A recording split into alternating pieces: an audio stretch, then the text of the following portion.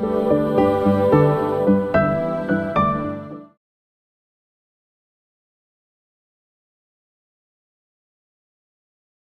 ورحمة الله. الحمد لله نحمده ونستعينه ونستغفره ونؤمن به ونتوكل عليه ونعوذ بالله من شرور أنفسنا ومن سيئات أعمالنا من يهده الله فلا مضل له ومن يضلله فلا هادي له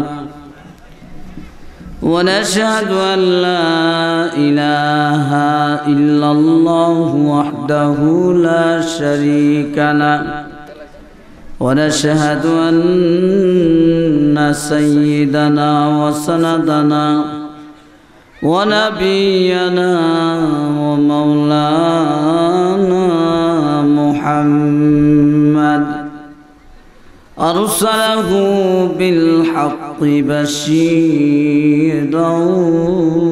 ونذيرا وداعيا إلى الله بإذنه وسراجا منيرا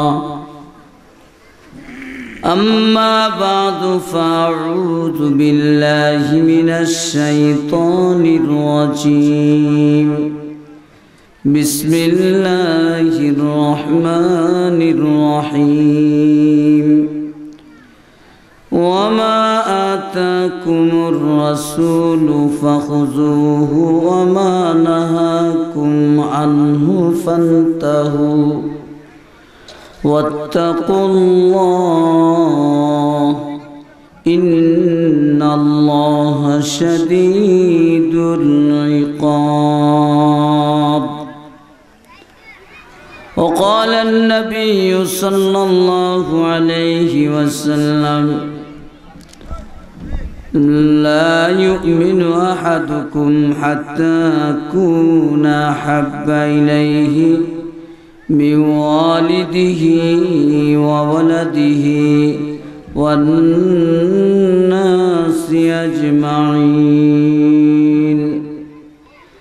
وقال النبي صلى الله عليه وسلم من أحب سنتي فقد أحبني ومن أحبني كان معي في الجنة.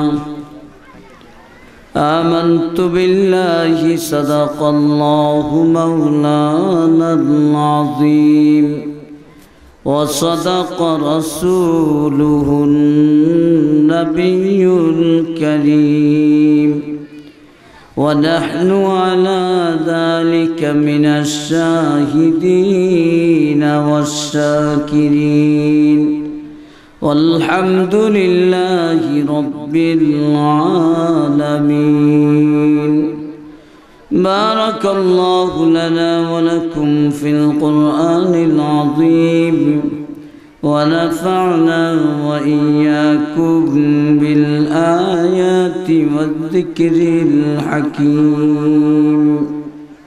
সকলে মুহাব্বতের সাথে দুরূদ ইব্রাহিমী পাঠ করি। আল্লাহুম্মা সাল্লি আলা মুহাম্মাদিন ওয়া আলা আলি মুহাম্মাদ كما صليت على إبراهيم وعلى آل إبراهيم إنك حميد مجيد.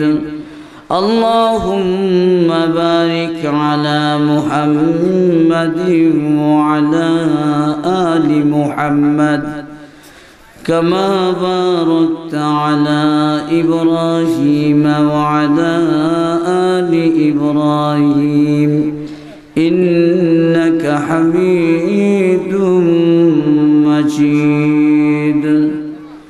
بلغ العلا بكماله كشف الدجى بجماله حسنت جميع خصاله صلوا عليه وآله يا رب صل وسلم دائما أبدا على حبيبك خير الخلق كلهم بلغ العلا بكماله كشف الدجى بجماله حسنت جميع خصاله صلوا عليه وآله আমি আপনাদের খিদমতে পবিত্র কালামুল্লাহ শরীফের পবিত্র সূরাতুল হাশরের একখানা আয়াতে কারিমা তিলাওয়াত করেছি। মহান আল্লাহ রাব্বুল আলামিন যদি তৌফিক দান করেন, আপনারা যদি ধৈর্য সহকারে শ্রবণ করেন, দোয়া করেন, তাহলে তিলাওয়াতকৃত আয়াতের আলোকে আপনাদের খিদমতে আলোচনা পেশ করার জন্য চেষ্টা করব ইনশাআল্লাহ। আমার তিলাওয়াতকৃত আয়াতে মহান আল্লাহ রাব্বুল আলামিন বিশ্ববাসীকে লক্ষ্য করে বলেন যে আমার রাসূল মুহাম্মদুর রাসূলুল্লাহ সাল্লাল্লাহু আলাইহি ওয়াসাল্লাম তোমাদেরকে যা ধরতে বলেন তা ধরো, যা করতে বলেন তা করো, আর আমার রাসূল তোমাদেরকে যা বর্জন করতে বলেন, ছেড়ে দিতে বলেন, তা বর্জন করো, তা ছেড়ে দাও। আল্লাহ রাসূল যা করতে বলেন তা করা, আল্লাহ রাসূল যা নিষেধ করেন তা ছেড়ে দেওয়া, এর নামই দ্বীন।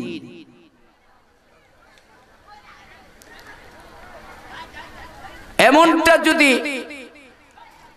আমরা অর্জন করতে পারি তাহলে আমরা দিনদার বলে দাবি করতে পারব। রাসূলের আনুগত্যের বিকল্প নাই আল্লাহকে পাইতে হলে, ঠিক কিনা বলুন? আল্লাহ রাব্বুল আলামিনকে পাইতে হলে, আল্লাহর সান্নিধ্য, আল্লাহর নৈকট্য লাভ করতে হলে, আল্লাহর নবী, প্রিয় নবী মুহাম্মদুর রাসূলুল্লাহ সাল্লাল্লাহু আলাইহি ওয়াসাল্লাম যা করতে বলেন তা করতে হবে, যা নিষেধ করেন তা ছেড়ে দিতে হবে। আর রাসূলের আদেশ নিষেধ মেনে চলা তখনই সম্ভব হবে যদি রাসূলের প্রতি ভক্তি, শ্রদ্ধা, মহব্বত থাকে। কারণ যে যাকে মহব্বত করে সে তার অনুসরণ অনুকরণ করে। অনুসরণ অনুকরণ মহব্বত ব্যতীত হয় না। তাহলে আল্লাহর নবী মহব্বত যদি আমাদের অন্তরে থাকে তাহলেই রাসূলের আদেশ নিষেধ মানা আমাদের পক্ষে সম্ভব। অন্যথায় রাসূলের আদেশ নিষেধ মানা আমাদের পক্ষে সম্ভব নয়। আল্লাহর নবী সাল্লাল্লাহু আলাইহি ওয়াসাল্লামকে মহব্বত করতে হবে, এটা ঈমানের দাবি। বরং শুধু মহব্বত করলেই হবে না, আল্লাহর নবীকে সকলের চেয়ে বেশি মহব্বত করতে হবে, ঠিক কিনা বলেন? আল্লাহর নবী বিশ্ব নবী রাহমাতুল লিল আলামিন সাল্লাল্লাহু আলাইহি ওয়াসাল্লাম ঘোষণা করেন, লা ইউমিনু আহাদুকুম হাত্তা কুনা হাব্বা ইলাইহি মিন ওয়ালিদিহি ওয়া ওয়ালাদিহি والناس أجمعين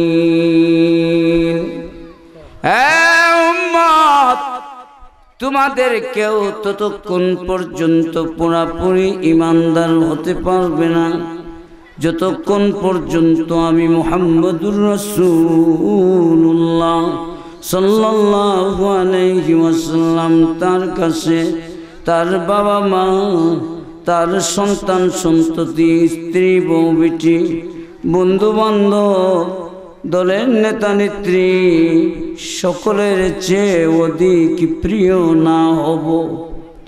আল্লাহর নবী বিশ্ব নবী যতক্ষণ পর্যন্ত সকলের চেয়ে অধিক প্রিয় না হবে ততক্ষণ পর্যন্ত আপনার আমার ঈমানের দাবি শুদ্ধ হবে না। আল্লাহর নবীকে সকলের চেয়ে বেশি ভালোবাসতে হবে। এটা যেমন ঈমানের দাবি, যুক্তিরও দাবি। যুক্তিও বলে আল্লাহর নবী বিশ্ব নবী রাহমাতুল লিল আলামিনকে সকলের চেয়ে বেশি ভালোবাসতে হবে। এ মুসলমান, পৃথিবীতে মানুষ মানুষকে ভালোবাসেন চারটি কারণে: জামাল, কামাল, নওয়াল, কারাবাত। সৌন্দর্যতার কারণে মানুষ মানুষকে ভালোবাসেন। সৌন্দর্যতা নেই, যোগ্যতা আছে, যোগ্যতার কারণেও মানুষ মানুষকে ভালোবাসেন। সৌন্দর্যতা নেই, যোগ্যতাও নেই, অনুদান অবদান বদান্যতা, অনুদান অবদান বদান্যতার কারণেও মানুষ মানুষকে ভালোবাসেন। সৌন্দর্যতা নেই, যোগ্যতা নেই, অনুদান অবদান বদান্যতা কিছুই নেই। আত্মীয়তার সম্পর্ক আছে, আত্মীয়তার সম্পর্কের কারণেও মানুষ মানুষকে ভালোবাসেন। এই চারটি কারণ আল্লাহর নবী বিশ্ব নবী রাহমাতুল লিল আলামিনের মধ্যে পূর্ণাঙ্গভাবে বিদ্যমান রয়েছে। এ মুসলমান, সৌন্দর্যতার বিচারে আল্লাহর নবীর সঙ্গে পৃথিবীর কোন মাখলুকের তুলনা হয় না। হযরত জাবির ইবনে সামুরা রাদিয়াল্লাহু তাআলা আনহু বর্ণনা করেন, আমি একবার পূর্ণিমার রাতে আল্লাহর নবীর বাড়িতে প্রবেশ করেছিলাম। নবীজি একটি খেজুরের চাটার উপর বসা ছিলেন। আকাশে পূর্ণিমার চাঁদ উদিত হয়েছিল। আমি একবার বিশ্ব নবীর নুরানি চেহারার দিকে তাকাই, আবার পূর্ণিমার চাঁদের দিকে তাকাই, একবার পূর্ণিমার চাঁদের দিকে তাকাই, আবার বিশ্ব নবীর নুরানি চেহারার দিকে তাকাই। আমি পূর্ণিমার চাঁদের আলো আর বিশ্ব নবীর নুরানি চেহারার আলোর মধ্যে কম্পেয়ার করতে শুরু করে দিলাম। পৃথিবীবাসীরা শোনো, আল্লাহর কসম করে বলছি, বিশ্ব নবীর চেহারার আলো আমার কাছে পূর্ণিমার চাঁদের আলোর চেয়েও বেশি মনে হয়েছে। হযরত জাবের রাদিয়াল্লাহু তাআলা আনহু বলেন, পূর্ণিমার চাঁদের মধ্যে কালো কালো দাগ আর স্পট রয়েছে। আমি আমার নবীর চেহারার দিকে তাকিয়ে দেখেছি, নবীজির চেহারার মধ্যে কোনো দাগ ছিল না, নবীজির চেহারার মধ্যে কোনো স্পট ছিল না।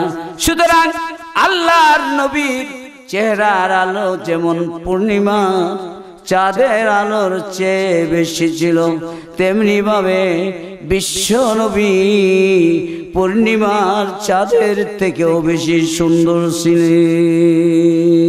সুবহানাল্লাহ। উম্মুল মুমিনিন হযরত আয়েশা রাদিয়াল্লাহু তাআলা আনহা বর্ণনা করেন, আমি একবার সন্ধ্যাবেলা কাপড় সেলাই করতেছিলাম। হঠাৎ করে আমার হাত থেকে সুইটা পড়ে গেল। আমি অনেক খোঁজাখুঁজি করে আমার হারানোর সুইটাকে বের করতে পারলাম না। সেদিন মুহাম্মদুর রাসূলুল্লাহ সাল্লাল্লাহু আলাইহি ওয়াসাল্লামের ঘরের চেরাগে তৈল ছিল না। আমি অনেক খোঁজাখুঁজি করে আমার হারানো সুইটাকে যখন বের করতে পারলাম না, তখন আমি অপেক্ষা করতে শুরু করে দিলাম। ইশারের নামাজের পরে আল্লাহর নবী যখন আমার ঘরে প্রবেশ করবেন, নবীজির চেহারার আলোতে আমি আমার অন্ধকার ঘরের বিটি থেকে আমার হারানো সুইটাকে বের করে নেব।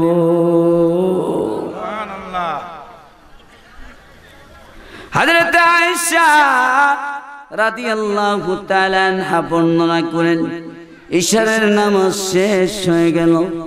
আল্লাহর নবী বিশ্ব নবী দরজায় এসে ডাক দিলেন, আয়েশা। আমি লাব্বাইকা বলে দরজা খুলে দিলাম।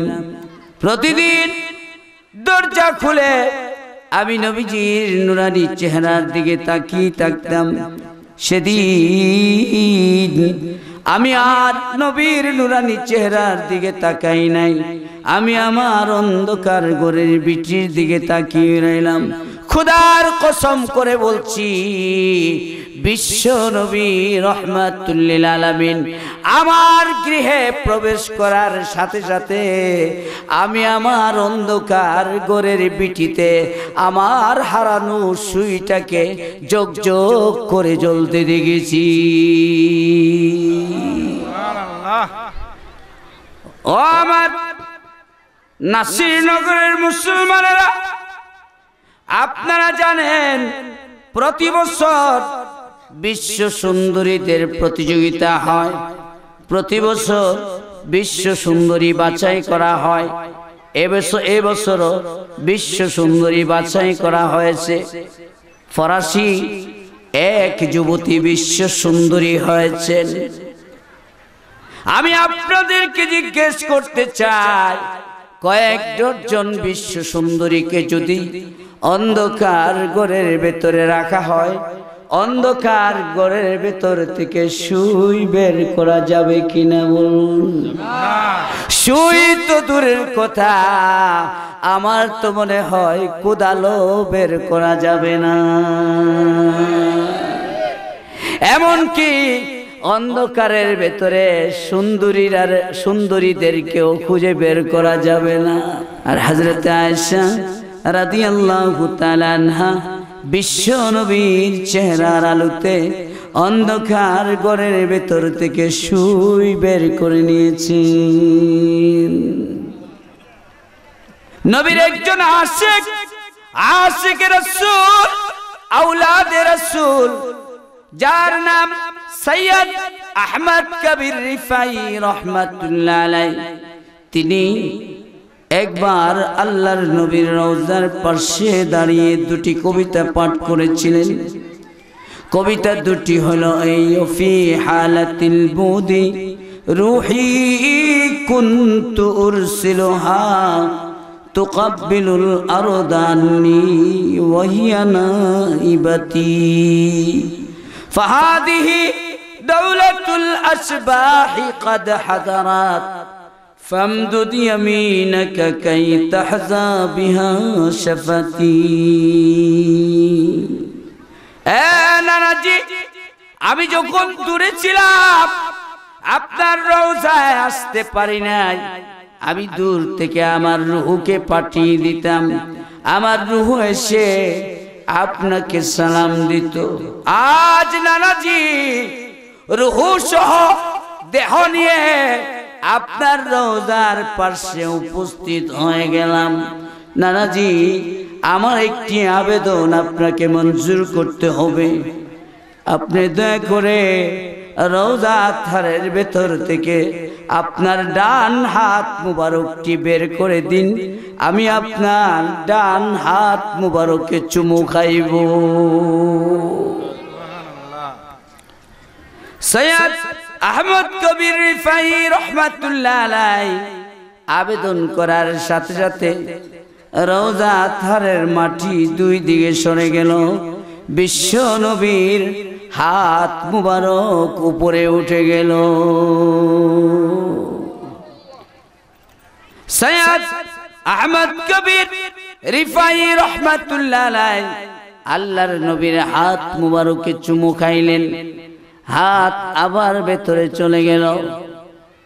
পিরানে পীর গাউসুল আজম আব্দুল কাদের জিলানী রহমাতুল্লাহ আলাইহি বলেন, শোনো হ্যাঁ পৃথিবীবাসীরা, সেদিন আমি মসজিদে নববীতে উপস্থিত ছিলাম। আমি দেখতেছিলাম আল্লাহর নবীর হাত মুবারক যখন রওজা আতহারের ভেতর থেকে উপরের দিকে উঠতে শুরু করে দিল, সূর্যের আলো খতম হয়ে আল্লাহর নবীর হাতের আলোতে তামাম মদিনা আলোকিত হয়ে গেছে।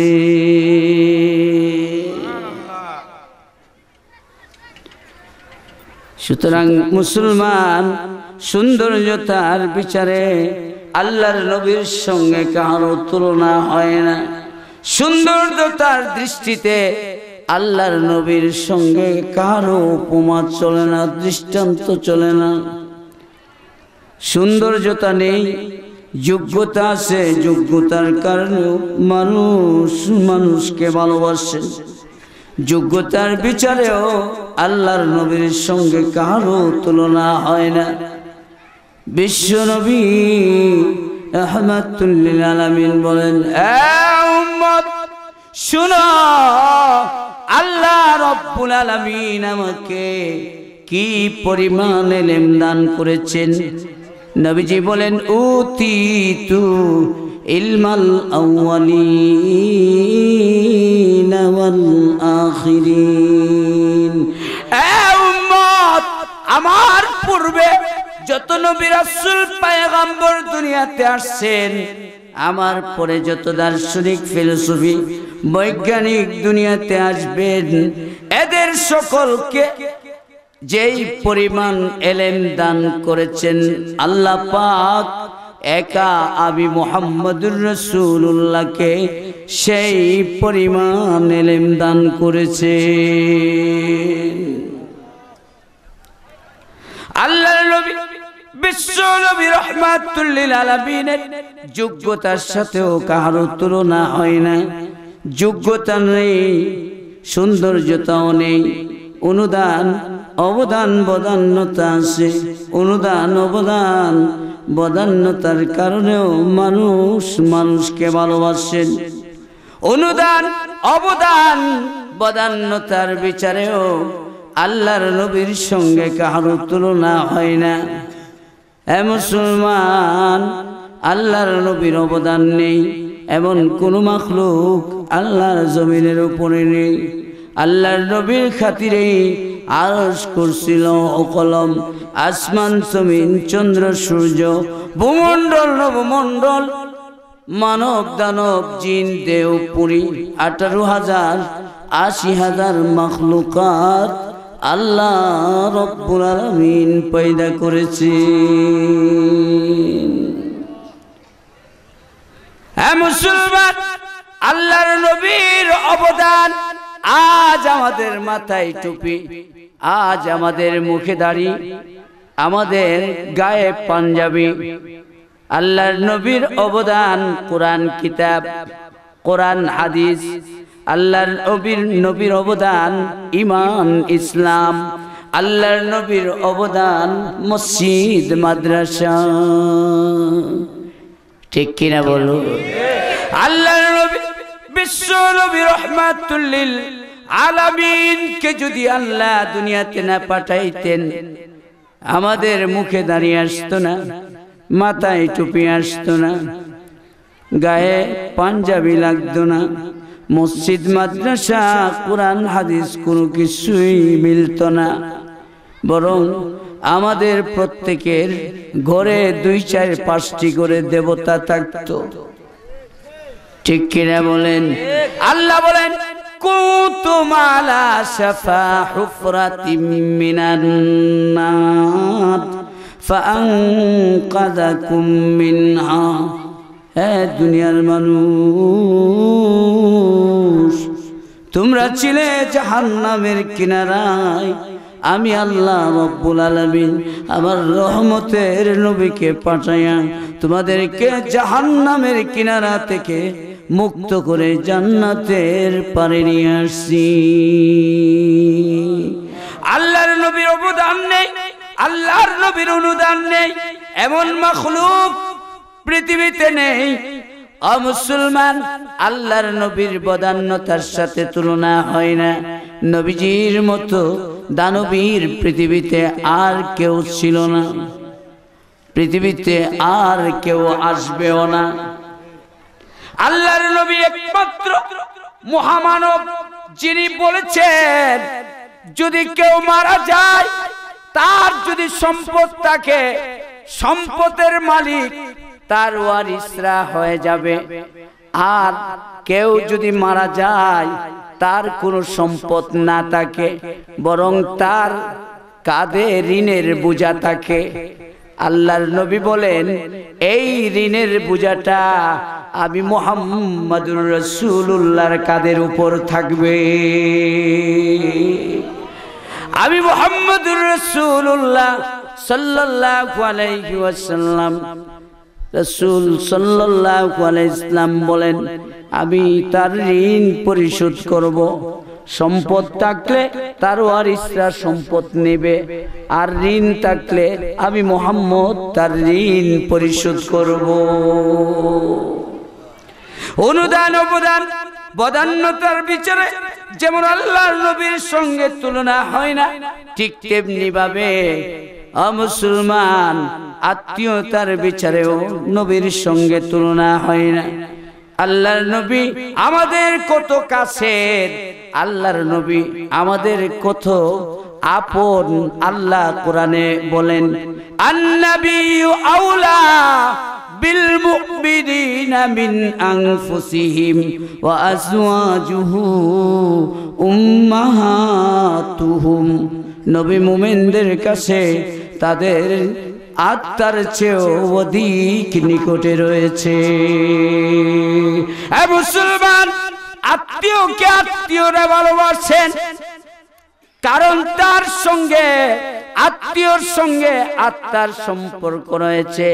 আত্মীয়র সঙ্গে আত্মার সম্পর্কের কারণে আত্মীয়কে আত্মীয় ভালোবাসেন। আমার আল্লাহ বলেন এ পৃথিবীবাসীরা শোনো, যে আত্মার সম্পর্কের কারণে তোমরা আত্মীয়দেরকে ভালোবাসো, আমার নবী তোমাদের সেই আত্মার চেয়েও অধিক প্রিয়। সেই নবী তোমাদের আত্মার চেয়েও অধিক নিকটে রয়েছে। মুসলমান আল্লাহর নবী যে কত আপন, সেটা বিপদের দিনে পরিচয় হবে। আমাদের সামনে কঠিন এক বিপদের দিন রয়েছে, যেই বিপদের দিনে মা বাবা সন্তান সন্ততিদেরকে ভুলে যাবেন, সন্তান সন্ততিরা মা বাবাকে ভুলে যাবে, ভাই ভাইকে ভুলে যাবে, বোন বোনকে ভুলে যাবে, বন্ধু বন্ধুকে ভুলে যাবে, বান্ধবী বান্ধবীকে ভুলে যাবে, দলের নেতা নেত্রীরা কর্মীদেরকে ভুলে যাবেন, কর্মীরা নেতা নেত্রীদেরকেও ভুলে যাবেন। যেদিন আদম সফিউল্লাহ আমাদের বাবা হয় আমাদের কথা ভুলে যাবেন, যেদিন আদমের সানি নূহ পয়গম্বর আওলাদের কথা ভুলে যাবেন, যেদিন মুসলিম জাতির পিতা ইব্রাহিম খলিলুল্লাহ মুসলমান জাতির কথা ভুলে যাবেন, যেদিন মুসা কালিমুল্লাহ উম্মতের কথা ভুলে যাবেন, যেদিন ঈসা রূহুল্লাহ উম্মতের কথা ভুলে যাবেন, যেদিন সমস্ত নবী পয়গম্বররা উম্মতের কথা ভুলে যাবেন, যেদিন সকল মানব আর দানবের জবান দিয়ে একটি মাত্র শব্দ বের হবে, নফসি নফসি নফসি, আল্লাহ তুমি আমাকে বাঁচাও, আল্লাহ তুমি আমাকে বাঁচাও। সেদিন একমাত্র আমার নবী, আপনার নবী, রহমতের নবী, বিশ্বর নবীর জবান দিয়ে ব্যতিক্রম শব্দ বের হবে। নবীজি সাল্লাল্লাহু আলাইহি ওয়াসাল্লাম সিজদায় পড়ে বলবেন, রব্বি উম্মতি রব্বি উম্মতি, আয় আল্লাহ আপনি আমার উম্মতকে বাঁচান, আল্লাহ আমার উম্মতকে বাঁচান। এজন্য মুসলমান সুসময়ে বন্ধু বটে অনেকেই হয়, অসময়ে হায় হায় কেহ কারণ। যেই বিপদের দিনে মা বাবা, সন্তান সন্ততি, ভাই ব্রাদার, আত্মীয় স্বজন, স্বামী স্ত্রী সকলকে ভুলে যাবেন, নবী পয়গম্বররা পর্যন্ত উম্মতদেরকে ভুলে যাবেন, আদম বাবা হয়েও সন্তানদেরকে ভুলে যাবেন। সেদিন আমার নবী, আপনার নবী, বিশ্ব নবী রহমাতুল লিল আলামিন আমাদেরকে বলবেন না। এজন্য মুসলমান আত্মীয়তার বিচারে যদি মহব্বত করতে হয়, সকলের চেয়ে বেশি মহব্বত আল্লাহর নবীকে করতে হবে। অনুদান অবদান বদান্যতার বিচারে মহব্বত করলে আল্লাহর নবীকে সকলের চেয়ে বেশি মহব্বত করতে হবে। যোগ্যতার বিচারে মহব্বত করলে আল্লাহর নবীকে সকলের চেয়ে বেশি মহব্বত করতে হবে। সৌন্দর্যতার বিচারে মহব্বত করলে আল্লাহর নবীকে সকলের চেয়ে বেশি মহব্বত করতে হবে। আল্লাহর নবীকে সকলের চেয়ে বেশি মহব্বত করতে হবে। এটা যেমন ইমানের দাবি, এটা যুক্তিরও দাবি। ঠিক কিনা বলুন? এমনকি আল্লাহর নবীকে নিজেদের জীবনের বেশি ভালোবাসতে হবে। যুগে যুগে কালে কালে নবীর প্রেমিকরা নিজেদের জীবন উৎসর্গ করে দিয়ে প্রমাণ রেখেছেন যে আল্লাহর নবীকে জীবনের চেয়েও বেশি ভালোবাসতে হবে। আপনারা শুনেছেন গত 2 বছর আগে আমেরিকার এক কুলাঙ্গার চলচ্চিত্রের মাধ্যমে আমার নবী রহমাতুল লিল আলামিনকে ব্যঙ্গ করেছিল। সারা বিশ্বে এর প্রতিবাদ হয়েছে। এর প্রতিবাদ করতে গিয়ে সারা বিশ্ব থেকে অন্তত 1/2 মুসলমান শহীদ হয়ে গেছে। সারা বিশ্বের 1/2 মুসলমান শহীদ হয়ে একথা প্রমাণ করেছেন যে নবীর জন্য জীবন উৎসর্গকারী মুসলমান আগে যেমন ছিল এখনো আছে, কিয়ামত পর্যন্ত নবীর জন্য জীবন উৎসর্গকারী মুসলমান পৃথিবীতে থাকবে। আল্লাহর নবীর জন্য জীবন উৎসর্গ করেছেন হাজারো মনীষীদের জীবন উৎসর্গের ঘটনা আপনাদের সামনে আমি সেই অল্প সময়ের ভেতরে ধরে তুলতে পারবো না। আমি শুধু একজন যুবকের জীবন উৎসর্গ করার ঘটনা আপনাদের সামনে ধরে তুলতে চাই। বিশ্ব নবী রহমাতুল লিল আলামিনের খেদমতে একজন যুবক সাহাবী যার নাম সাদ, কালো সাহাবী আল্লাহর নবীর খেদমতে এসে আরজ করলেন, ইয়া রাসূলুল্লাহ, ইয়া হাবিবাল্লাহ, ওগো আল্লাহর রাসূল, ওগো আল্লাহর হাবিব, কালো মানুষ জান্নাতে যাবে কিনা জানতে চাই। আল্লাহর নবী বিশ্ব নবী সাদকে বললেন, সাদ, ঈমান যদি থাকে তাহলে কোনো জিনিস জান্নাতে যাওয়া থেকে ফিরে রাখতে পারবে না। হযরত সাদ আল্লাহর নবীকে বললেন, নবী, আসল কথা হলো আমি মদিনার একটি সম্ভ্রান্ত গোত্রের ছেলে হওয়ার সত্ত্বে, গায়ের রং কালো হওয়ার কারণে, গরিব হওয়ার কারণে, দরিদ্র হওয়ার কারণে মদিনার কোন লোক তাদের মেয়ে আমার কাছে বিয়ে দেয় না। রাসূল গো, আমি বড় আশা করে আসছি, আপনি মেহেরবানি করে আমাকে একটা বিয়ে করাই দিন। আল্লাহর নবী ক্রুদ্ধ হলেন না, রাগান্বিত হলেন না, অসন্তুষ্ট হলেন না। নবী সাহাবায়ে কেরামদেরকে বললেন, আমার সাহাবীরা বলো, আজ আমার খেদমতে মদিনার চৌধুরী আমর বিন ওয়াহাব আসছে কিনা? সাহাবায়ে কেরাম বললেন, ইয়া রাসূলুল্লাহ, ইয়া হাবিবাল্লাহ, আপনার চৌধুরী সাহাবী আমর বিন ওয়াহাব আজ আপনার খেদমতে উপস্থিত হননি। আল্লাহর নবী বিশ্ব নবী হযরত সাদকে বললেন, সাদ, সাদ, তুমি জলদি করে আমর বিন ওয়াহাবের বাড়িতে চলে যাও। আমর বিন ওয়াহাবের বাড়িতে গিয়ে আমি নবীর সালাম পৌঁছিয়ে দিয়ে আমর বিন ওয়াহাবকে বলো, আমর বিন ওয়াহাব যেন তার একমাত্র সুন্দরী রূপসী কন্যাকে তোমার কাছে বিয়ে দেন। হযরত সাদ আল্লাহর নবীর পয়গাম নিয়ে আমর বিন ওয়াহাবের বাড়িতে চলে গেলেন। আমর বিন ওয়াহাবের বাড়িতে গিয়ে দরজা নক করলেন। দরজা নক করার সাথে সাথে আমর বিন ওয়াহাব দরজা খুলে বেরিয়ে আসলেন।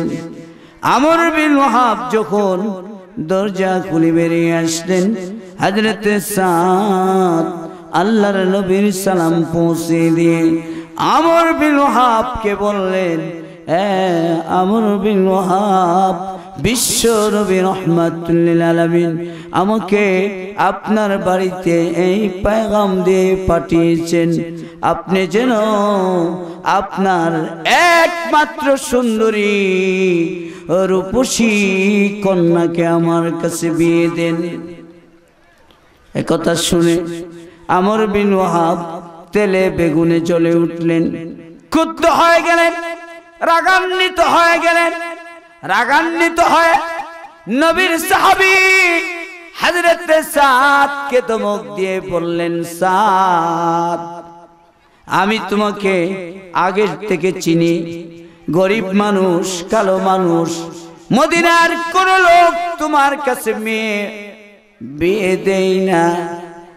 তুমি কোন সাহসে আমার মেয়ের বিবাহের প্রস্তাব নিয়ে এসেছো? আমি সাইয়্যিদ আওলাদে রাসূল, আমার একটি মাত্র কন্যা, আমার সেই কন্যার বিবাহের প্রস্তাব কোন সাহসে নিয়ে আসছো? সরো। বেচারা ডরে ভয়ে অনেক দূর সরে গেলেন। আবার বাইরা ঘরের ভেতর থেকে ওই মেয়েটা বের হয়ে গেল, যেই মেয়ের প্রস্তাব দিয়ে আল্লাহর নবী পাঠাইলেন। মেয়ে ঘর থেকে বের হয়ে বাবাকে ডাক দিয়ে বললেন, আব্বা, আব্বা, মুহাম্মদুর রাসূলুল্লাহ সাল্লাল্লাহু আলাইহি ওয়াসাল্লাম যে মানুষটাকে আপনার বাড়িতে পাঠিয়েছেন, ওই মানুষের সাথে এমন ব্যবহার করা আপনার উচিত হয়নি।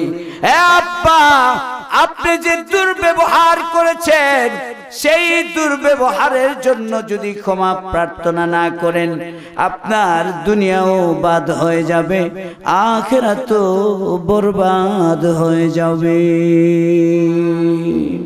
আব্বা, আমি পরিষ্কার বলে দিতে চাই, দয়াল নবী যদি এই কালো মানুষটাকে আমার জন্য চয়েস করে থাকেন, আমার কোনো আপত্তি নাই, আমি তাকে স্বামী হিসেবে গ্রহণ করতে রাজি আছি। মেয়ে বাবাকে আরো বলল, আব্বা, আল্লাহর নবী যদি আমার জন্য মানুষ নয়, একটা বৃক্ষকে চয়েস করতেন, একটা পাথরকেও যদি চয়েস করতেন, তাতেও আমার কোনো আপত্তি থাকতো না। মেয়ে সাদকে লক্ষ্য করে বললেন, সাদ, তুমি জলদি করে বিশ্ব নবীর দরবারে চলে যাও, নবীজির দরবারে গিয়ে বলো, আমি তোমাকে জীবন সঙ্গী হিসেবে গ্রহণ করতে প্রস্তুত আছি। হযরত সাদ আল্লাহর নবীর দরবারে চলে আসলেন। নবীজির দরবারে এসে ঘটনা খুলে খুলে বলতেছেন। পিছনের দিক দিয়ে মেয়ের বাবা আমর বিন ওয়াহাব আল্লাহর নবীর খেদমতে উপস্থিত হয়ে গেলেন। নবী আমার আমর বিন ওয়াহাবকে দেখে বললেন, হ্যাঁ আমর, তোমার মেয়ের জন্য আমি যে সাদকে চয়েস করেছি, কেন তুমি আমার সাদকে ধমক দিয়ে তাড়িয়ে দিয়েছো? কেন তুমি আমার সাদের সাথে দুর্ব্যবহার করেছো? হযরত আমর বিন ওয়াহাব চোখের পানি ছেড়ে দিয়ে নবীকে বললেন, নবী, আমি বুঝতে পারি নাই, ভুল হয়ে গেছে নবী, অন্যায় করে ফেলেছি, ক্ষমা প্রার্থনার জন্য আপনার খেদমতে উপস্থিত হয়েছি।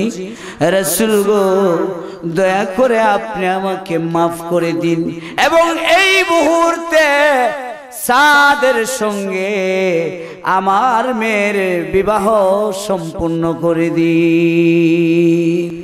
আল্লাহর নবী, বিশ্ব নবী সঙ্গে সঙ্গে 400 দিরহাম মোহরানা দান ধার্য করে মদিনার চৌধুরীর কন্যার সঙ্গে সাদ সালিমের বিবাহ সম্পূর্ণ করলেন।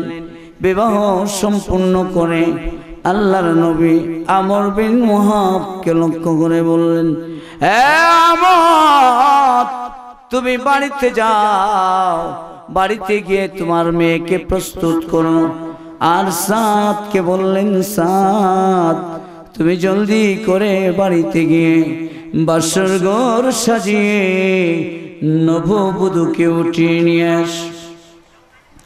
হযরত সাদ আল্লাহর নবীকে বললেন, নবী, নবী, কেমন করে গো আমি বাসর ঘর সাজাবো? কেমন করে আমি নববধূকে উঠিয়ে আনবো? রাসূল, আমি তো মদিনার হিতদরিদ্র, তাই তো মদিনার কোন লোক তাদের মেয়ে আমার কাছে বিয়ে দেয় না। রাসূল, বাসর ঘর সাজানোর মতো পয়সা আমার কাছে নাই, মোহরানা দান পরিশোধ করার মতো দিরহাম দিনার আমার হাতে নাই। রাসূল, কেমন করে গো আমি বাসর ঘর সাজাবো? কেমন করে আমি নববধূকে উঠিয়ে আনতে যাব? আল্লাহর নবী, বিশ্ব নবী রাহমাতুল লিল আলামিন হযরত সাদ সালিমীকে বললেন, সাদ, তুমি আলীর কাছে যাও, আলী তোমাকে 200 দিরহাম দান করবেন। যাও তুমি উসমানের কাছে, উসমান তোমাকে 200 দিরহাম দান করবেন। যাও তুমি আব্দুর রহমান ইবনে আউফের কাছে, আব্দুর রহমান ইবনে আউফ তোমাকে 200 দিরহাম দান করবেন। 600 দিরহাম হলে 400 দিরহাম দিয়ে মোহরানা দান পরিশোধ করবে, আর 200 দিরহাম দিয়ে জরুরি আসবাব ক্রয় করে এনে বাসর ঘর সাজিয়ে নববধূকে উঠিয়ে আনবে। হযরত সাদ আলী রাদিয়াল্লাহু তাআলা আনহুর কাছে গেলেন। হযরত আলী রাদিয়াল্লাহু তাআলা আনহু তিনি তাকে 200 দিরহামের চেয়েও বেশি দিরহাম দান করলেন। গেলেন উসমান রাদিয়াল্লাহু তাআলা আনহুর কাছে। উসমান রাদিয়াল্লাহু তাআলা আনহু তিনিও তাকে 200 দিরহামের চেয়েও বেশি দিরহাম দান করলেন। গেলেন আব্দুর রহমান ইবনে আউফ রাদিয়াল্লাহু তাআলা আনহুর কাছে। আব্দুর রহমান ইবনে আউফ রাদিয়াল্লাহু তাআলা আনহু তিনিও তাকে 200 দিরহামের চেয়েও বেশি দিরহাম দান করলেন। 600 দিরহামের চেয়েও বেশি দিরহাম নবীর সাহাবীর হাতে যখন আসলো, নবীজির সাহাবী প্রথমে চিন্তা করলেন যে আগে বাজারে যায়, বাজারে গিয়ে জরুরি আসবাব ক্রয় করে এনে বাসর ঘর সাজিয়ে নববধূকে উঠিয়ে আনবো।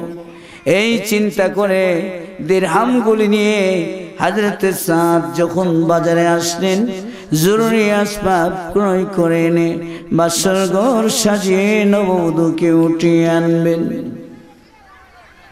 এমন সময় নবীজির একজন সাহাবী ঘোষণা দিলেন, নবীর সাহাবীরা যে যেখানে আসো, যার যা কিছু আছে সব নিয়ে প্রস্তুত হয়ে যাও। আল্লাহর নবী, বিশ্ব নবী কাফেরদের বিরুদ্ধে জিহাদ করতে যাবেন। নবী জিহাদে যাবে, এই কথা যখন হযরতে সাদের কানে ভেসে আসলো, সাদ কিছুক্ষণ চুপ করে দাঁড়িয়ে রইলেন। কিছুক্ষণ চুপ করে দাঁড়িয়ে থেকে উপরের দিকে তাকিয়ে আল্লাহ রব্বুল আলামিনকে লক্ষ্য করে বললেন, রব্বুল আলামিন, হে পরওয়ারদিগার আলম, তুমি জানো আমি বাসর ঘর সাজানোর জন্য, নববধূকে উঠিয়ে আনার জন্য জরুরি আসবাব ক্রয় করতে বাজারে এসেছিলাম। এমন সময় জিহাদের আওয়াজ আমার কানে ভেসে আসলো। আল্লাহ, আমি যদি জিহাদে যাই তুমি খুশি হবে, তোমার নবী রহমাতুল লিল আলামিন খুশি হয়ে যাবে। অতএব আল্লাহ তোমাকে খুশি করার জন্য, তোমার নবী রহমাতুল লিল আলামিনকে খুশি করার জন্য আমি বাসর ঘর সাজাবো না, আমি নববধূকে উঠিয়ে আনতে যাব না, আমি জিহাদের সামান ক্রয় করে আমি তোমার নবীর সাহাবীদের সঙ্গে, তোমার নবীর সঙ্গে জিহাদের ময়দানে চলে যাব। একথা বলে হযরতে সাদ ঘোড়া ক্রয় করলেন, তরবারি ঢাল ক্রয় করলেন, যুদ্ধের পোশাক ক্রয় করে যুদ্ধের পোশাক গায়ে দিলেন। যুদ্ধের পোশাক গায়ে দিয়ে মাথা থেকে পাতা পর্যন্ত সমস্ত দেহ ঢেকে ফেললেন, যেন কেউ তা দেখে চিনতে না পারেন। বিশেষ করে আল্লাহর নবী যদি চিনতে পারেন, নববিবাহিত হিসেবে নবীজি জিহাদে যাওয়া থেকে নিষেধ করতে পারেন, নবী যেন জিহাদে যাওয়া থেকে নিষেধ করতে না পারেন।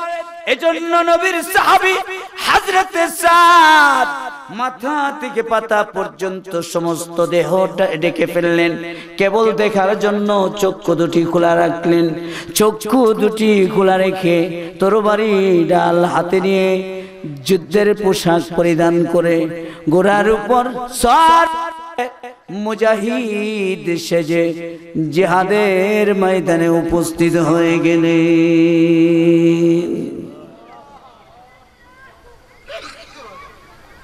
নবী যখন সাহাবায়ে কেরামদেরকে জিহাদের কাতারে দাঁড়াইতে বললেন, সমস্ত সাহাবায়ে কেরাম জিহাদের কাতারে দাঁড়াইলেন। হযরতে সাদ তিনিও জিহাদের কাতারে দাঁড়াইলেন। একজন সাহাবী আর একজন সাহাবীকে বলতেছেন, ইনিকে, তাকে তো আমরা কেউ চিনি না। এমন সময় হযরতে আলী রাদিয়াল্লাহু তাআলা আনহু নবীর সাহাবীদেরকে বললেন, নবীর সাহাবীরা রে শোনো, ইনিকে, তাকে চিনার কোনো প্রয়োজন নাই, হয়তোবা কোনো মুসাফির আল্লাহর নবীকে সাহায্য করার জন্য জিহাদের ময়দানে আগমন করেছে।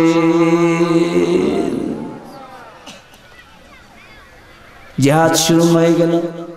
নবীর সাহাবীরা বীর বিক্রমের মতো জিহাদ করতে শুরু করে দিলেন। হযরতে সাদ তিনিও বীরত্বের মতো জিহাদ করতে শুরু করে দিলেন। জিহাদ করতে করতে জিহাদের এক পর্যায়ে নবীর সেই যুবক সাহাবী ঘোড়ার পিঠের উপর টিকে থাকতে পারলেন না। ঘোড়ার পিঠের উপর থেকে হঠাৎ করে মাটিতে পড়ে গেলেন। মাটিতে পড়ে দেরি করলেন না, সঙ্গে সঙ্গে মাটির উপর দাঁড়িয়ে এইভাবে দুই হাত উঁচু করলেন। দুই হাত উঁচু করা মাত্র আল্লাহর নবী, বিশ্ব নবী তাকে দেখে চিনে ফেললেন। নবী দেখে বললেন, সাদ, কেমন করে তুমি জিহাদের ময়দানে উপস্থিত হইলে? সাদ, মদিনার কোন লোক তোমার কাছে মেয়ে বিয়ে দেই না, আমি চৌধুরীর সুন্দরী রূপসী কন্যা তোমাকে বিয়ে করাই দিলাম। সাদ রে, বাসরঘর সাজানোর পয়সা নাই, আমি নবী টাকা কালেকশন করে তোমার বাসরঘর সাজানোর ব্যবস্থা করে দিলাম। মহরানা দান পরিশোধের কোনো বন্দোবস্ত নাই, আমি নবী তোমার মহরানা দান পরিশোধেরও ব্যবস্থা করে দিলাম। বাসরঘর রেখে, নববধূকে রেখে কেমন করে তুমি জিহাদের ময়দানে উপস্থিত হইলে? হযরতে সাদ আল্লাহর নবীকে বললেন, নবী, আমি বাসরঘর সাজানোর জন্য জরুরি আসবাব ক্রয় করতে বাজারে এসেছিলাম, এমন সময় জিহাদের আওয়াজ আমার কানে ভেসে আসলো। হ্যাঁ নবী, জিহাদের আওয়াজ আমার কানে যখন ভেসে আসলো, তখন আমি আসমান জমিনের মালিক আল্লাহ রাব্বুল আলামিনকে লক্ষ্য করে বলছি, আল্লাহ, হে পরওয়ারদিগারে আলম, তুমি জানো আমি বাসরঘর সাজানোর জন্য, নববধূকে উঠিয়ে আনার জন্য জরুরি আসবাব ক্রয় করতে বাজারে এসেছিলাম, এমন সময় জিহাদের আওয়াজ আমার কানে ভেসে আসলো। আল্লাহ, আমি যদি জিহাদে যাই তুমি খুশি হবে, তোমার নবী রাহমাতুল লিল আলামিন খুশি হয়ে যাবে। অতএব আল্লাহ, তোমাকে খুশি করার জন্য, তোমার নবী রাহমাতুল লিল আলামিনকে খুশি করার জন্য আমি বাসরঘর সাজাবো না, আমি নববধূকে উঠিয়ে আনতে যাব না, আমি তোমার নবীর সাহাবীদের সঙ্গে, তোমার নবীর সঙ্গে জিহাদের ময়দানে জিহাদ করতে যাব। এ রাসূল, এ কথা বলে ঘোড়া ক্রয় করে, তরবারি ঢাল ক্রয় করে, যুদ্ধের পোশাক ক্রয় করে, যুদ্ধের পোশাক গায়ে দিয়ে জিহাদের ময়দানে উপস্থিত হয়ে গেলাম।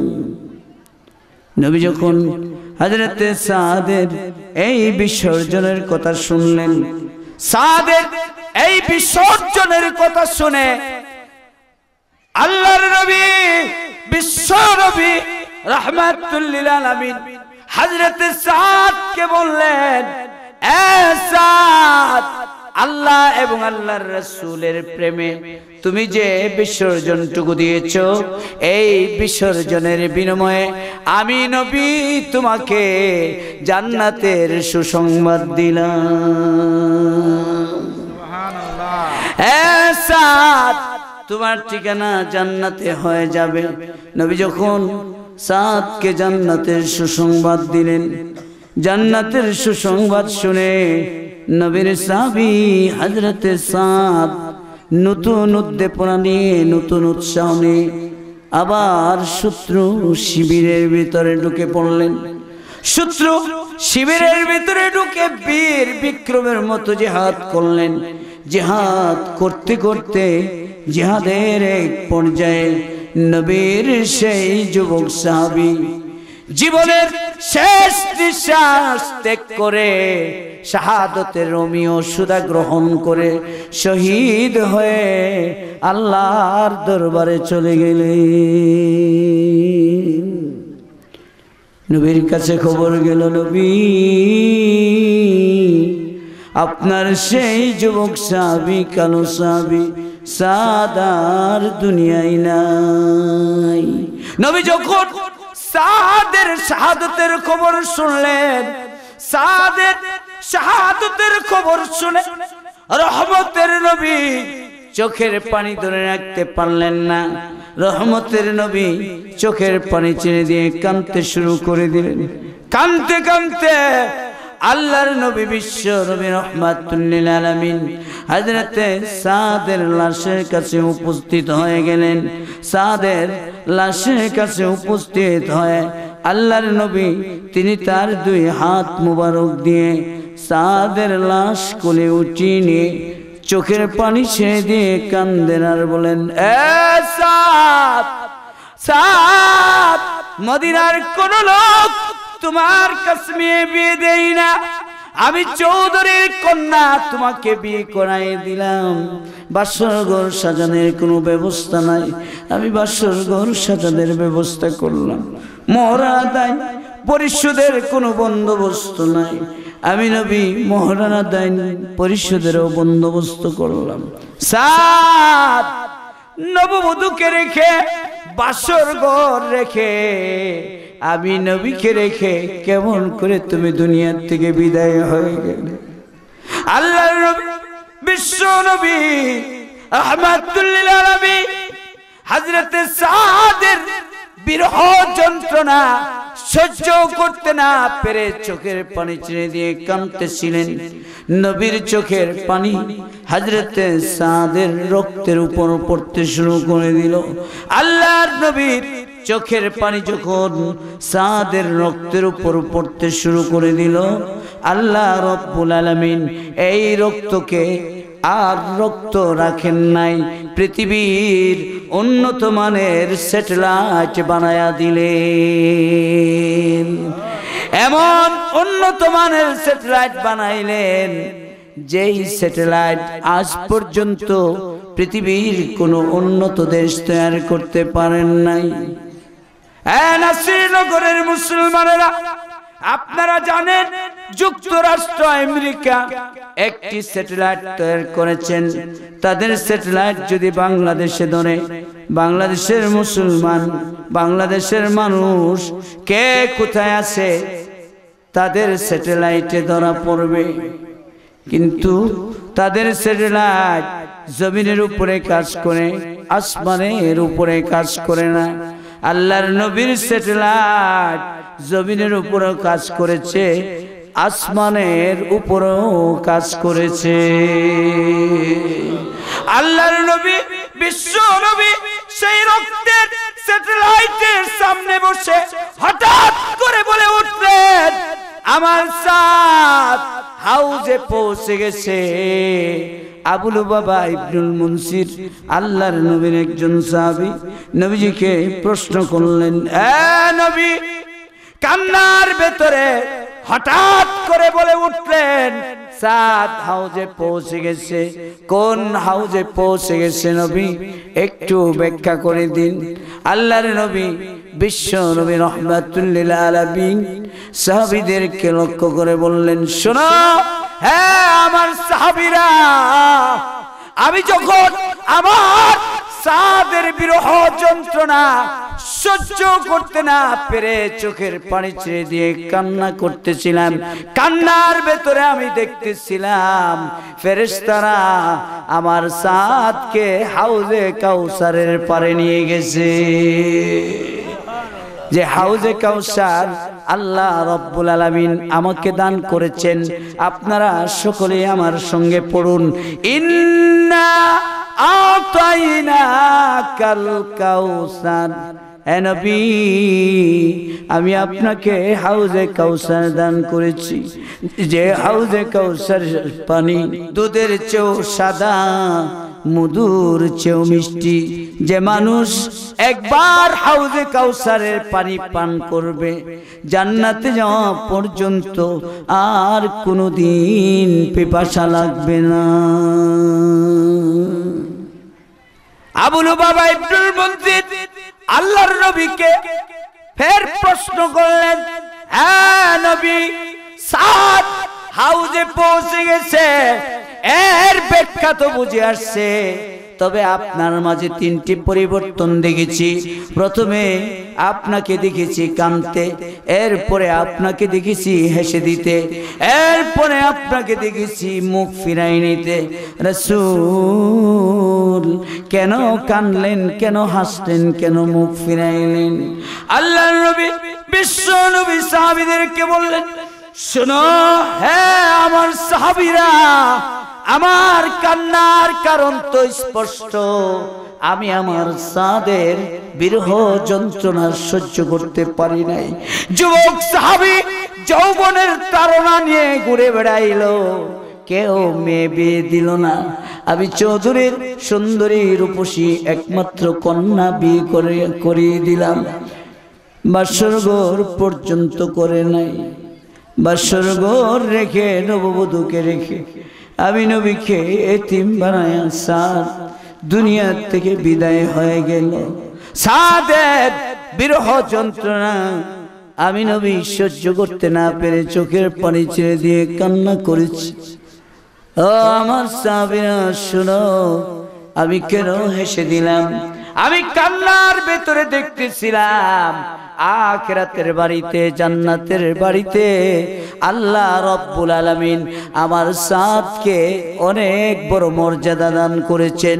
এত বড় মর্যাদা আর সম্মান আল্লাহ রব্বুল আলামিন আমার সাদকে দান করলেন যে তার সম্মান আর মর্যাদা দেখে আমি নবী কান্নার ভেতরে হেসে দিলাম। সাহাবীরা আমি কেন মুখ ফিরাই নিলাম?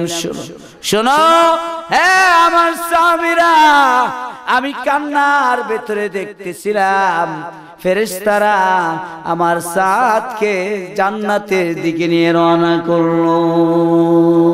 ফেরেশতারা যখন আমার সাদকে জান্নাতের দিকে নিয়ে রওনা করলো, জান্নাতের ভেতর থেকে সুন্দরী হুররা আমার সাদকে রিসিভ করার জন্য এমন ভাবে দৌড় শুরু করে দিল যে তাদের দৌড়ের কারণে সুন্দরী হুরদের হাঁটুর উপরের কাপড় সরে যাওয়ার উপক্রম হয়ে গেল। সুন্দরী হুরদের হাঁটুর উপরের কাপড় সরে যাওয়ার উপক্রম দেখে আমি নবী লজ্জায় মুখ ফিরাইয়া নিলাম।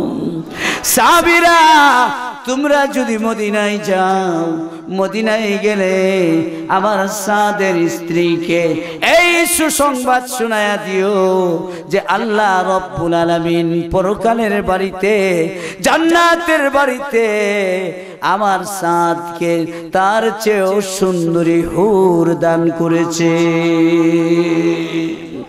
সবাই জুড়ে বলি সুবহানাল্লাহ।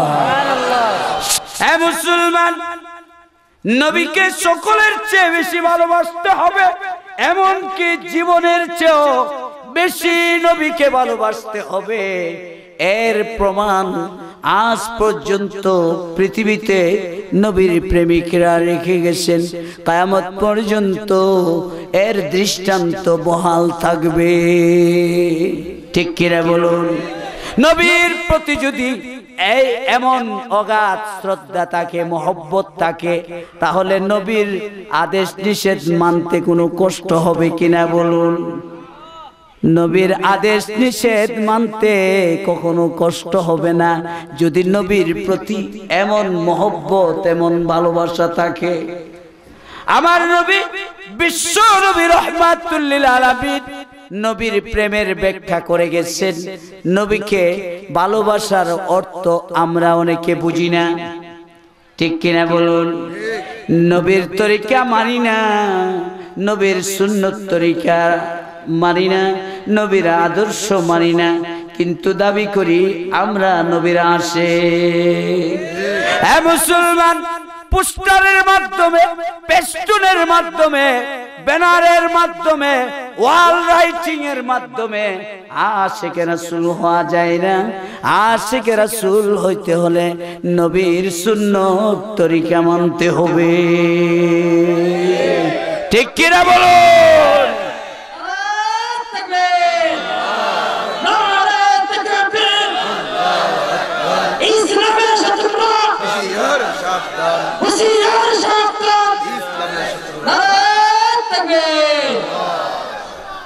নবীর কে ভালোবাসলে আল্লাহর নবী বলেছেন, মান আহাব্বা সুন্নতি ফাকাদ আহাব্বানি ওয়া মান আহাব্বানি কানা মাই ফিল জান্নাহ।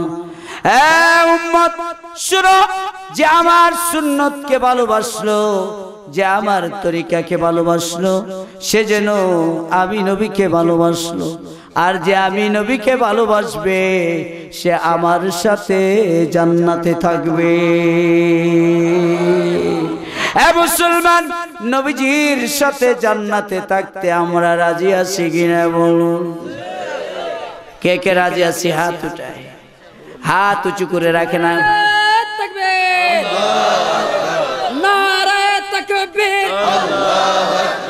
আল কোরআনের আলো, কোরআন হাদিসের আলো, হাত উঁচু করে রাখেন। আমি দোয়া করতেছি, আল্লাহ এই হাত আপনার জন্য উঁচু হয়েছে, আপনার হাবিবের জন্য উঁচু হয়েছে, কোরআনের জন্য উঁচু হয়েছে, আল্লাহ ইসলামের জন্য উঁচু হয়েছে। এই হাত আল্লাহ আপনার নবীর সঙ্গে জান্নাতে থাকার জন্য উঁচু হয়েছে। আমরা যারা হাত উঁচু করেছি, আমাদের সকলকে আপনার নবীর সঙ্গে জান্নাত নসিব করুন। আল্লাহর নবীর সঙ্গে জান্নাত তখনই নসিব হবে যদি আল্লাহর নবীর তরিকা মেনে চলতে পারি। আমার পীর মুর্শিদের একটা কবিতা শুনিয়ে আয়াতের ব্যাখ্যা করে শেষ করে দেব। আমার পীর মুর্শিদের কবিতাটি হলো, নকশে কদম নবী কে হে जन्नत के रास्ते, नक्श कदम नबी के है जन्नत के रास्ते, अल्लाह से मिलाते हैं सुन्नत के रास्ते, अल्लाह से मिलाते हैं सुन्नत के रास्ते। আমার পীর মুর্শিদ কুতবুল আলম আরিফ বিল্লাহ শাহ হযরত মাওলানা হাকিম মোহাম্মদ আখতার নওয়ার সাহেব নওয়ারাল্লাহু মারকাদাহু, যিনি করাচির মাটিতে শুয়ে আছেন, আমার হযরত এই কবিতা রচনা করে গেছেন। আমার হযরতের কবিতার মর্ম হলো, নকশে কদম নবী কে হে জান্নাত কে রাস্তে, নবীর পদাঙ্ক অনুসরণ করাই জান্নাতের পথ। আর আল্লাহর ভালোবাসা লাভ হবে যদি সুন্নত ধরতে পারি। আল্লাহ সে মিলাতে হ্যায় সুন্নত কে রাস্তে। আর আল্লাহর সাথে যদি মিলতে চায়, আল্লাহকে যদি পাইতে চায়, তাহলে সুন্নত ধরতে হবে। ঠিক কিনা বলেন? সুন্নত তরিকা মেনে চলতে হবে। আমার প্রতিটা কাজে নবীর সুন্নতকে, আমাদের প্রতিটা কাজে কর্মে নবীর সুন্নতকে বাস্তবায়িত করতে হবে। ঠিক কিনা বলেন? তাহলে প্রমাণ হবে যে আমরা সত্যি নবীরকে ভালোবাসি।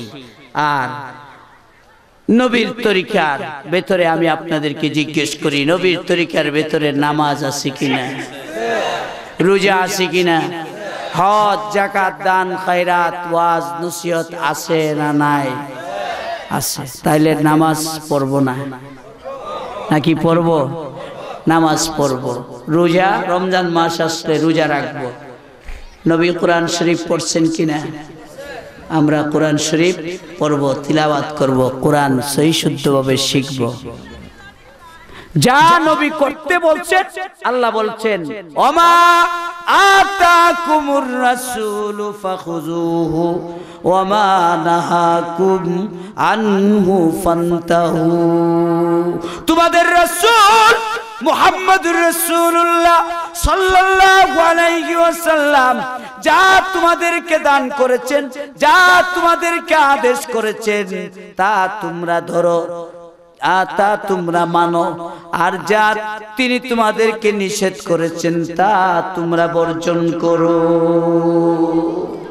আমার ভাইরা, নবীর তরিকার মধ্যে সুদ হালাল না হারাম, ঘুষ হালাল না হারাম, মদ জুয়া ফেন্সি হালাল না হারাম, চুরি ডাকাতি জেনা বেপরদিগি ধোঁকা প্রতারণা মিথ্যা গীবত শিকায়েত সমালোচনা পরনিন্দা চুগলখড়ি হালাল না হারাম? তাহলে এই সব হলো বর্জনীয়, এগুলো বর্জন করতে হবে।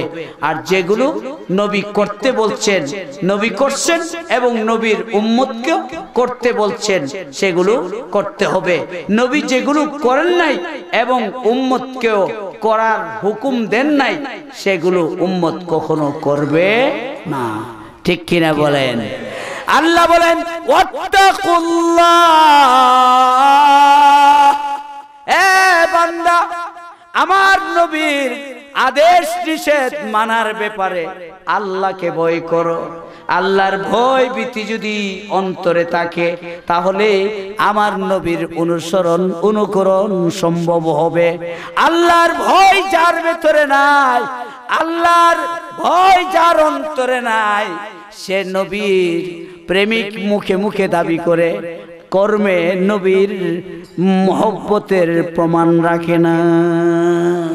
আমার নবী বিশ্ব নবী রাহমাতুল লিল আলামিন বলেছেন, মান আহাব্বাল্লাহ ফালইউহিব্বানি, যে আল্লাহকে ভালোবাসে সে যেন আমি নবীকে ভালোবাসে, যে আমি নবীকে ভালোবাসবে সে যেন আমার সাহাবীদেরকে ফালইউহিব্বা ওয়া মান আহাব্বানি ফালইউহিব্বা আসহাবি, আর যে আমাকে ভালোবাসবে সে যেন আমার সাহাবীদেরকে ভালোবাসে, আর যে আমার সাহাবীদেরকে ভালোবাসবে সে যেন কোরআনকে ভালোবাসে, যে কোরআনকে ভালোবাসবে সে যেন মসজিদকে ভালোবাসে।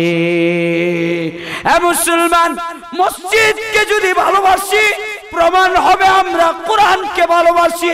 কোরআনকে যদি ভালোবাসি প্রমাণ হবে আমরা সাহাবীদেরকে ভালোবাসি। সাহাবীদেরকে যদি ভালোবাসি প্রমাণ হবে আমরা নবীকে ভালোবাসি। নবীর ভালোবাসার যদি প্রমাণ হয়ে যায়, প্রমাণ হবে আমরা আল্লাহকে ভালোবাসি। আল্লাহর ভালোবাসা যদি নসিব হয়ে যায়, আল্লাহ বলেন আমি তোমাদেরকে শুধু শুধু ভালোবাসবো না, আমি ভালোবেসে তোমাদের সকলের জিন্দেগীর গুনাহ মাফ করে দেব। শুধু গুনাহ মাফ করে শেষ করবেন না। আল্লাহর নাম যেমন গফুর রয়েছে, গফফার রয়েছে, তেমনি ভাবে আল্লাহর নাম রহমান রহিম রয়েছে। রহিম নামের খাতিরে আল্লাহ মাফ করে দয়া করে, গফুর নামের খাতিরে দয়া করে, গফুর নামের খাতিরে আল্লাহ গুনাহ মাফ করে দিবেন, আর রহিম নামের খাতিরে গুনাহ মাফ করে দয়া করে জান্নাতের মালিক বানায়া দেবে। জান্নাতের মালিক হইতে রাজি আছি? তাহলে জান্নাতের মালিক হইতে হলে, জান্নাতের মালিক হইতে হলে নবীর তরিকা মেনে चलते होबे नक्श कदम नबी के जन्नत के रास्ते अल्लाह से मिलाते हैं सुन्नत के रास्ते। नक्श कदम नबी के है जन्नत के रास्ते अल्लाह से मिलाते हैं सुन्नत के रास्ते। नबीर पदांकन अनुसरण करलेई জান্নাতে যাওয়া যাবে, নবীর সুন্নত মানলেই আল্লাহর ভালোবাসা নসিব হবে। আমরা চাই না আল্লাহর ভালোবাসা? আল্লাহর ভালোবাসা আমাদের অন্তরে আছে না নাই? আমরা আল্লাহকে ভালোবাসি, আল্লাহও আমাদেরকে ভালোবাসো, চাই না? তাহলে আমাদেরকে আল্লাহর এই হুকুম মেনে চলতে হবে। সূরাতুল হাসরের 7 নম্বর আয়াতে যে হুকুম আল্লাহ আমাদেরকে দিয়েছেন সেই হুকুম মেনে চলতে হবে। রাসূল যা করতে বলেছেন, ধরতে বলেছেন তা করতে হবে, ধরতে হবে। আর রাসূল যা ছাড়তে বলেছেন তা ছেড়ে দিতে হবে, যা নিষেধ করেছেন তা বর্জন করতে হবে। আল্লাহ পাক আমাদের সকলকে যা আলোচনা করেছি এর উপর আমল করার তৌফিক দান করুন। সবাই বলে আমিন। ওয়া আখিরু দাওয়ানা।